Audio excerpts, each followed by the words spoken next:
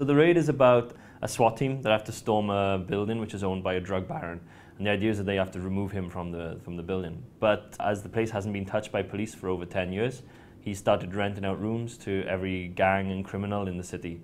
So when they're storming in and they get to the 6th floor, suddenly they get spotted. And so the lights go out, the building gets locked down, and then the boss says to all of the people staying there, if they want to stay for free, all they have to do is kill off the cops. And so the SWAT team end up having to kind of survive floor by floor and room by room. Even though we knew we had a lot of action scenes and we had a lot of fighting, they had to all feel like organic. They couldn't feel like they were forced to happen.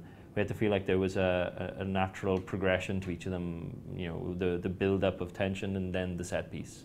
So I watched a lot of films as reference points. So like the biggest influences on that was films like Die Hard or Assault on Precinct 13, you know, in terms of both films within a contained area, one with like a lot of spectacle and the other one with a sort of how do you use the like low budget techniques to your benefit. And so we kind of borrowed a lot from both of those films then. So we have like the explosions and the mayhem and the carnage at Die Hard, but then we have the sort of like the low budget practical stuff from Assault on Precinct 13. How to create this illusion of there being hordes of people who are attacking them all the time and coming at them without having to see them.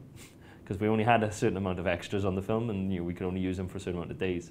So a lot of it was sound design and you know, little tricks that we could use then. Iko's a really good guy. He comes from obviously a SEALAT background. Before we met him, actually, he was a delivery guy for a phone company. So he used to like deliver messages back and forth between offices. And SEALAT was his, you know, his spare time thing. And he used to represent Indonesia as well in tournaments and demonstrations. When we met him, I was kind of blown away by the way he presented SEALAT, the way he performed it, and felt he had like a strong screen presence. So we sort of brought him in into our productions. Last night was so great because it was the first UK screening of the film, and you know, for it to be with its target audience as well, and to get that kind of atmosphere and that feeling, then it's like, yeah, it's the best feeling as a filmmaker, because you know, it's when you're sat there watching a movie that you've made, all you're hoping is that certain little beats connect with the audience. But usually you don't get to kind of get a vocal sort of assurance of it working.